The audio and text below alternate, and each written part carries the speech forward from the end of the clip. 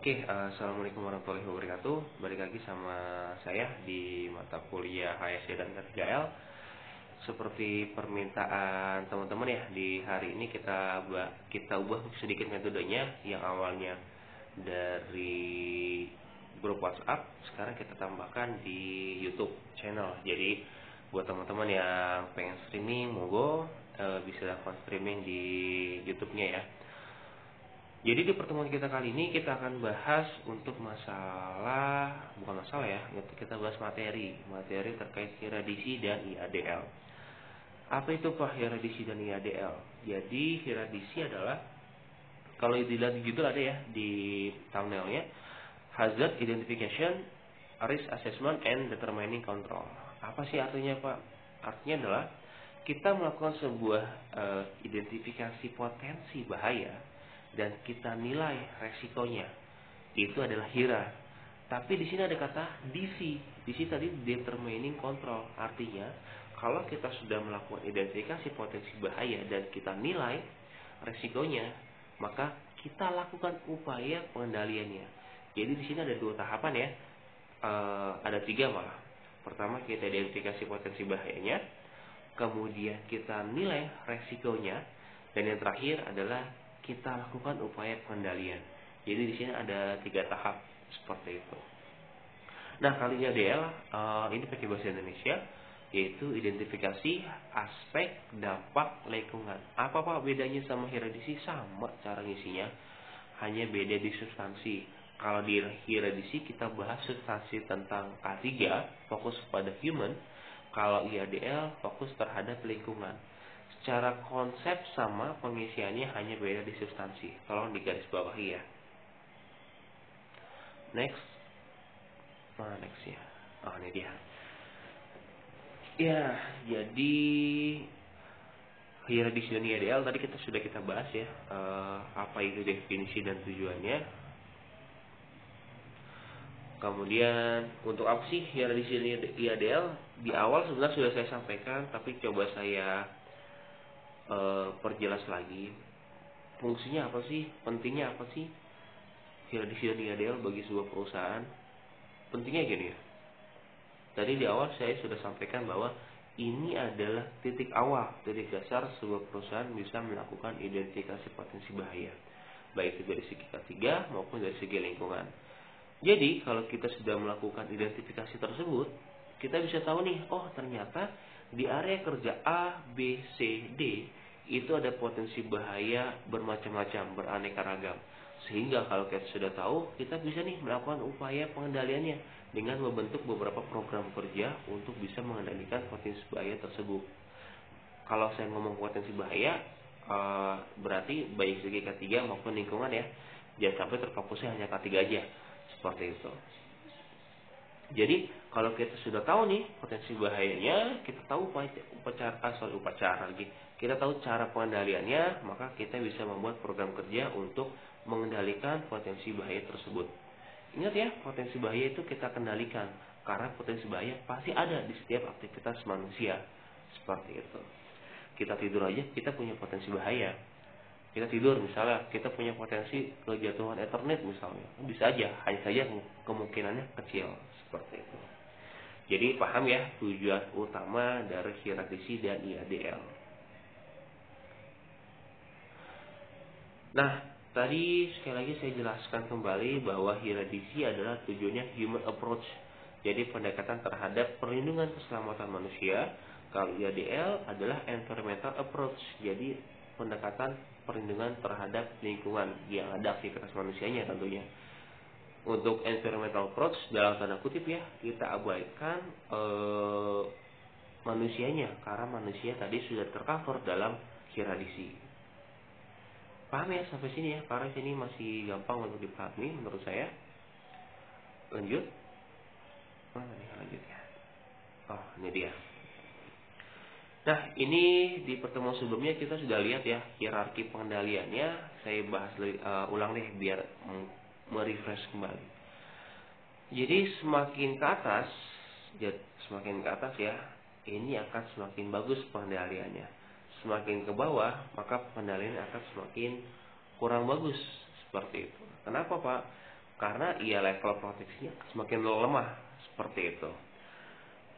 Jadi ada 5 ya, eliminasi, substitusi, perancangan atau rekayasa engineering, ada administrasi, dan ada APD yang terakhir. Jadi kemarin saya kasih contoh apa ya? Oh iya, di ruang boiler. Saya ulang lagi ya. Kalau di ruang boiler misalnya, boiler kan berisik ya.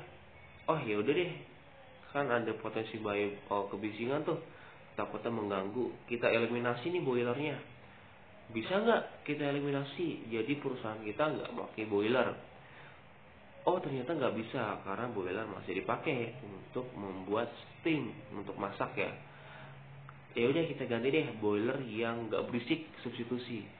Oh ternyata belum ada nih, kayaknya setahu saya sih belum ada teknologi boiler yang nggak berisik. Kayaknya sih belum ada. Makanya kalau nggak bisa ya kita turun lagi ke bawah, yaitu ada perancangan, rekayasa engineering. Nah, berisik kan orang kaitannya sama aktivitas manusia nih, yang terganggu. Makanya ya udah deh, aktivitas manusia atau operatornya kita buatin ruangan khusus nih di ruang boiler biar nggak keganggu berisiknya. Bisa nggak? Oh bisa. Kita bikin ruang kerja yang kedap suara, jadi boiler dari luar nggak masuk ke dalam suaranya. Bisa, ya udah monggo kita lakukan. Jadi level ketiga bisa kita lakukan nih. Nah, kalau kita sudah nemu salah satu pengendalian, bukan berarti selesai ya. Bisa kita tambahkan. Misal, administrasi, kita buat nih aturan kerja. Kalau mau masuk ke ruang boiler, harus ada izin khusus misalnya. Harus wajib pakai APD misalnya. Jadi ada IKL-nya, instruksi kerja lapangan yang dibuat. Ada SOP-nya. Seperti itu. Nah terakhir baru APD. Oh ya udah deh, kita provide juga nih earmuff sama earplug, karena nggak mungkin dong orang kerja cuman di ruang boilernya aja, ruang kantor boilernya aja. Dia kan pasti suatu saat harus ngecek ke lapangan ke boilernya, makanya harus kita provide untuk APD. APD-nya apa Pak? Bisa earmuff, bisa earplug, atau bisa gabungan dari keduanya. Seperti itu. Sampai sini paham ya? Oh iya, seperti biasa di video saya buat beberapa part untuk memudahkan teman-teman dalam memahaminya. Nah di slide ini, sekarang kita bahas untuk metode analisanya. Sekali lagi ya, radisi dan IADL konsep pembuatannya sama, beda di substansi K3 dan lingkungan aja. Gimana cara buatnya Pak? Dan menganalisa radisi dan IADL? Di sini saya sudah rangkum 7 langkah ya, best practice yang ada di perusahaan kita. Yang pertama, kita libatkan user untuk membuat radisi dan IADL. User apa tuh Pak? User adalah pemilik area sih lebih tepatnya. Jadi pengguna atau pemilik area yang ada di lokasi tersebut. Kenapa sih kita harus libatin user? Tujuannya gini teman-teman. Sebenarnya kita sebagai orang ketiga mungkin aja kita bisa nih mengetahuinya dengan kita melakukan observasi di beberapa waktu di tempat tersebut. Tapi mungkin tingkat keakuratannya masih kurang dibandingkan user, orang yang sehariannya kerja di sana, mungkin udah berpuluh-puluh tahun kerja di sana. Makanya kita bisa menggali lebih dalam potensi-potensi bahaya yang mungkin nggak terpikirkan oleh kita. Seperti itu. Kalau user sudah kita ajak, kita baru nih kita mulai buat, yaitu kita buat urutan aktivitas dulu. Jadi aktivitas A sampai dengan Z kita buat nih urutannya. Dan jangan lupa ya, biasanya di setiap aktivitas tuh ada subaktivitas kecil. Nah itu kalau bisa kita detailkan juga di sana secara spesifik. Kalau sudah kita buat urutan aktivitas, baru masuk ke poin utama nih, yaitu kita buat identifikasi potensi bahaya atau identifikasi hazardnya. Hazard ingat ya, hanya ada 2, unsafe action atau unsafe condition, seperti itu untuk setiap aktivitasnya. Contohnya gimana Pak? Contohnya gini deh. Misal ada operator sedang menyiapkan material dari lokasi A ke lokasi B menggunakan hand lift. Memindahkan kompon ya, kita coba spesifikasikan. Jadi dari mindahin kompon pakai hand lift dari lokasi A ke lokasi B, itu udah ada banyak banget nih potensi bahaya. Saya ambil 2 contoh aja ya, biar gampang, biar cepat penjelasannya. Contohnya untuk unsafe action, misal dia tidak menggunakan safety shoes, padahal sudah dikasih. Ini adalah unsafe actionnya. unsafe condition ini apa? Oh, misalnya rute dari A sampai dengan titik B itu banyak banget nih lubang di jalannya. Jadi di sini punya potensi bahaya juga seperti itu. Jadi kita breakdown nih aktivitas kerja dan subaktivitasnya, potensi bahayanya ada apa aja. Seperti itu. Kalau sudah kita dapatkan nomor 3 yaitu identifikasi hazardnya, kita bisa masuk lagi nih ke nomor 4, yaitu kita jabarkan nih saat ini, hari ini sampai dengan hari ini, pengendalian yang sudah dilakukan oleh lokasi tersebut, oleh sebuah perusahaan tersebut, udah apa aja. Oh, contoh, sebenarnya si operator udah kita kasih nih safety shoes, tapi nggak dipakai, makanya masuk ke unsafe action. Kemudian unsafe conditionnya tadi jalannya banyak yang berubah. Oh, ternyata sebenarnya ini sudah masuk nih schedule perbaikan setiap tahun misalnya, atau setiap periode tertentu. Hanya saja di rute A sampai rute B belum semuanya dilakukan perbaikan. Jadi sudah ada nih pengendaliannya sebenarnya, tapi mungkin belum maksimal seperti itu.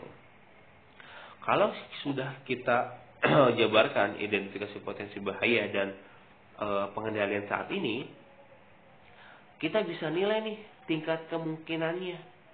Oh, dengan potensi bahaya tersebut dan pengendalian saat ini kita gabungkan, itu kira-kira nilai kemungkinannya untuk bisa terjadi dan nilai keparahan yang jika itu terjadi berapa. Jadi balik lagi ya, untuk menganalisa ini kita dari berbentuk deskripsi, kita coba nilai deskripsi tersebut nilainya berapa untuk mempermudah dalam kita melakukan penilaian di resikonya seperti itu. Jadi kita akan buat grading di sini. Di sini saya belum bahas formnya ya, saya baru jelaskan konsepnya. Formnya kita akan bahas di slide selanjutnya. Jadi konsepnya deskripsi yang sudah kita bahas tadi dari identifikasi potensi bahaya dan pengendaliannya, kita buat grading. Misal, 1 sampai 4 itu nilainya kategori aman, 4 sampai 6 kategori sedang, 7 sampai 10 risiko tinggi misalnya. Nah, jadi kalau kita sudah punya grading tersebut, kita mudah nih untuk mengklasifikasikannya seperti itu. Back topik ya. Tadi kita nilai misalnya kemungkinannya, dengan potensi bahaya tersebut dan pengendalian sudah ada, kita nilai kemungkinannya di angka 4. Misal masih aman karena sudah ada leader sebenarnya yang mengontrol orang itu untuk memakai safety shoes.